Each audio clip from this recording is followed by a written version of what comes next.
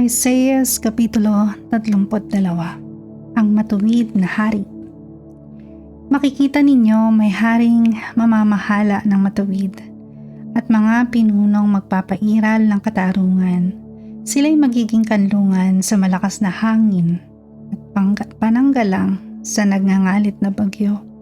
Ang katulad nila ay batis sa tuyong lupain, parang malaking batong kublihan sa disyerto.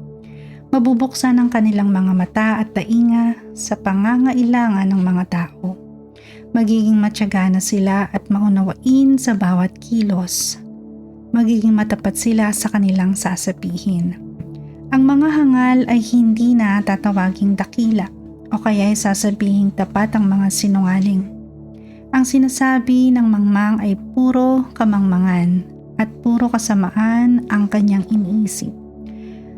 Paglapastangan kay Yahweh ang ginagawa niya at sinasabi. Minsan may hindi siya nagpakain ng nagugutom o nagpainom ng nauuhaw. Masama ang gawain ng taong hangal.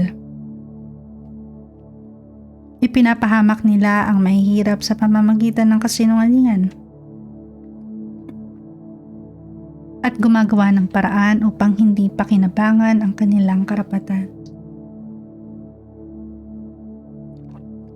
Ngunit ang taong marangal ay gumagawa ng tapat at naninindigan sa kung ano ang tama.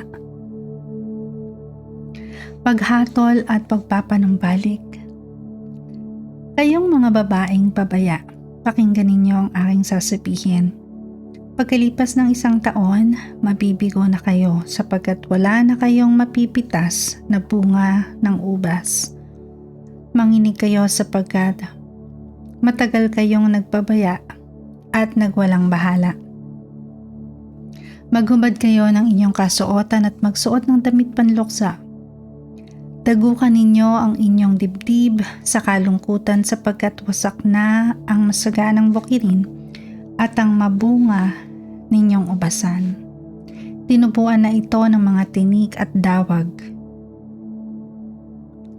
Tangisan ninyo ang dating masasayang tahanan at lungsod na nooy puno ng kagalakan.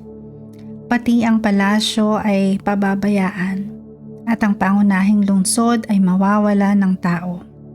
Ang mga burol at tore ay guguho. Ang lupain ay magiging tirahan ng may ilap na asno at pastulan ng mga tupa. Ngunit minsan pang ibubuhos sa atin ang Espiritu ng Diyos. Ang disyerto ay magiging matabang lupa at ang bukirin ay pag-aanihan ng sagana. Ang katarungan at katuwiran ay maghahari sa buong lupain. Ang bunga ng katuwiran ay kapayapaan, at ito'y magdudulot ng katahimikan at pagtitiwala magpakailanman.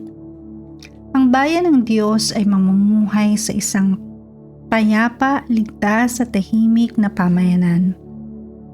Lahat kahit pa umulan ng yelo sa kagubatan at mapatag ang kabundukan. Magiging maligaya ang lahat dahil sa saganang tubig para sa pangapananim at malawak na pastulan ng mga baka at asno.